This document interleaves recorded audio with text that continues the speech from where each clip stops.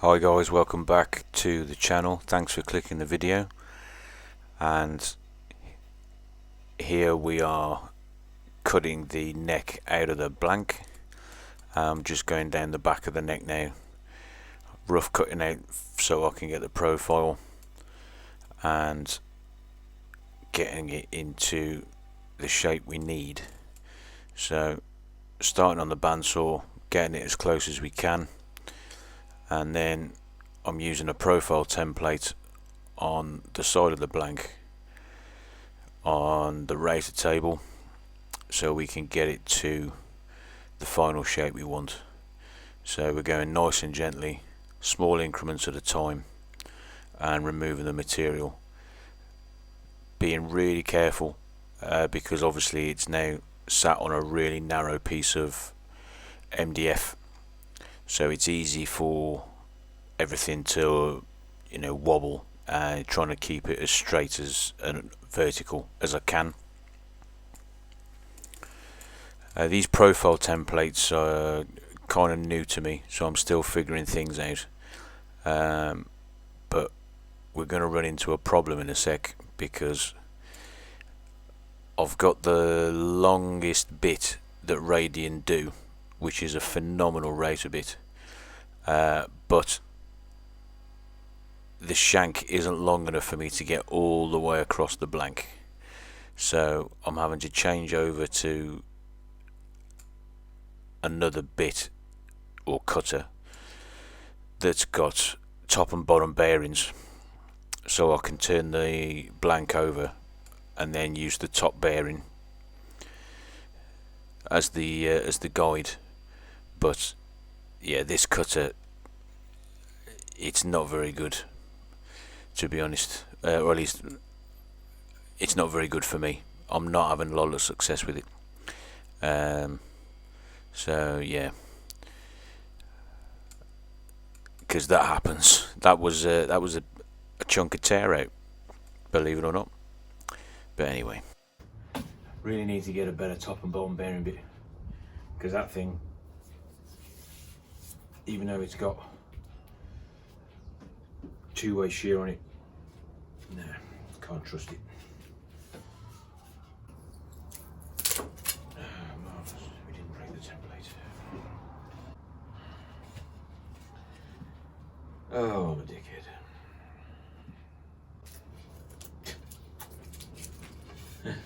Forgot to do that bit.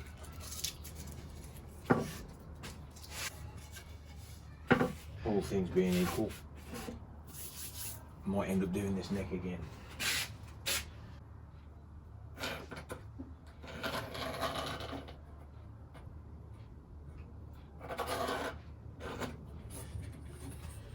Right, centre line back on.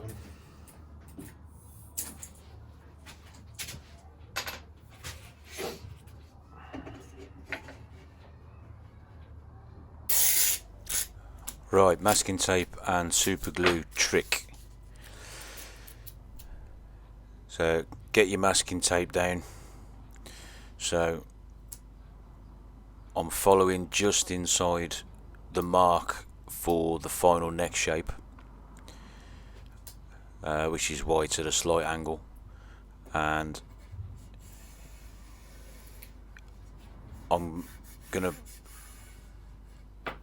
cover as much of where the final neck will be as I can,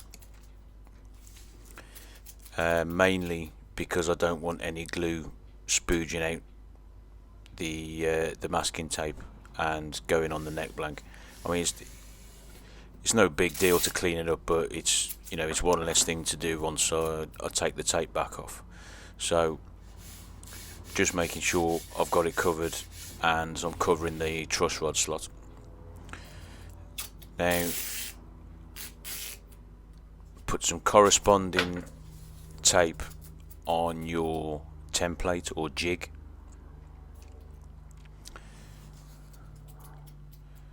and again I'm making it so it's just inside the edge of the template,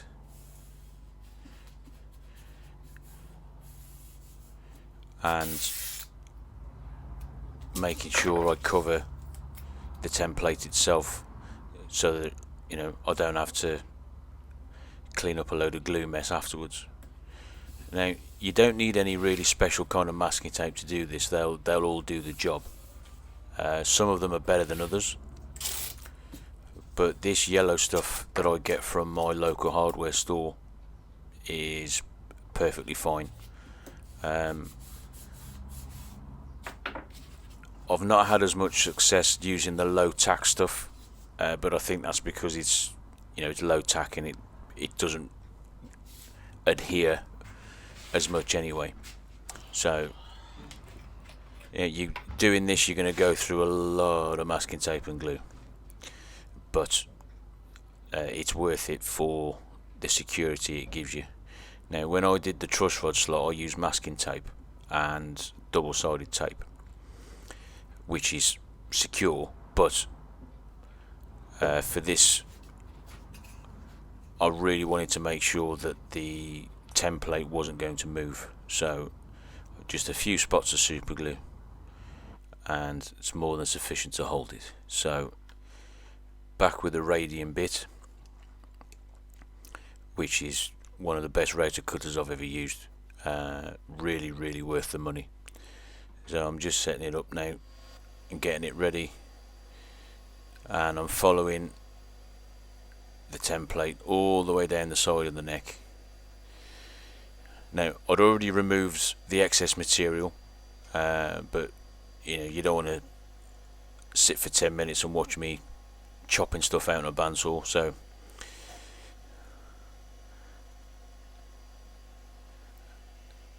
router tables are great as long as you use them properly and safely, so just being careful. Although it looks like my fingers are really close, they're actually not. It's just the camera angle.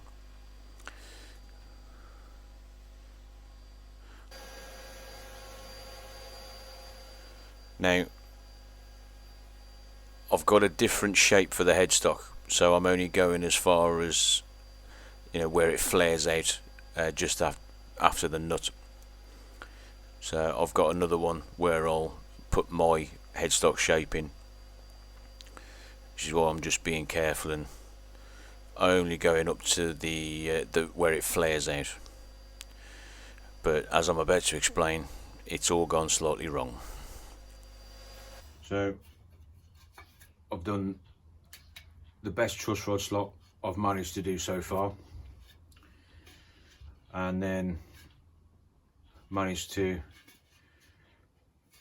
knacker the headstock.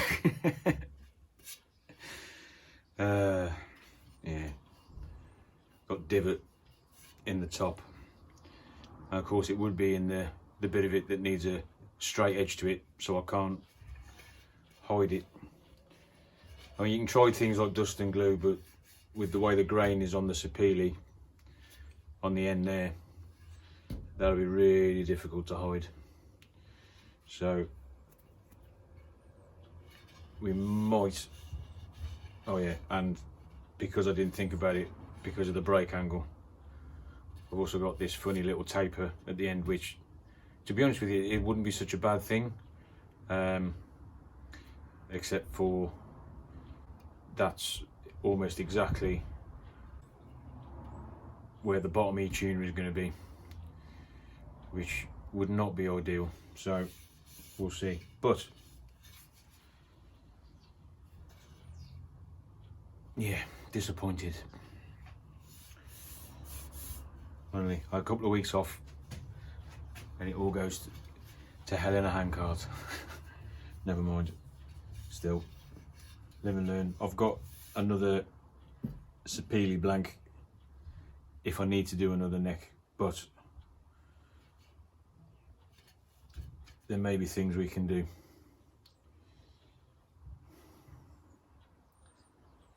But yeah, that, trying to hide that or repair it.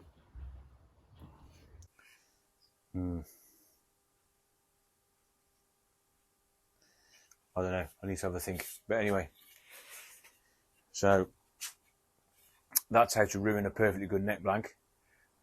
Tune in next week where I'll show you how to do it properly. No, seriously, thanks for sticking with me.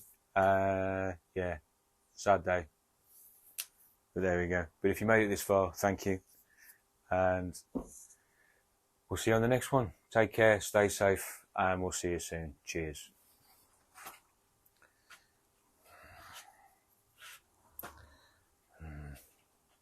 I'll go and cry.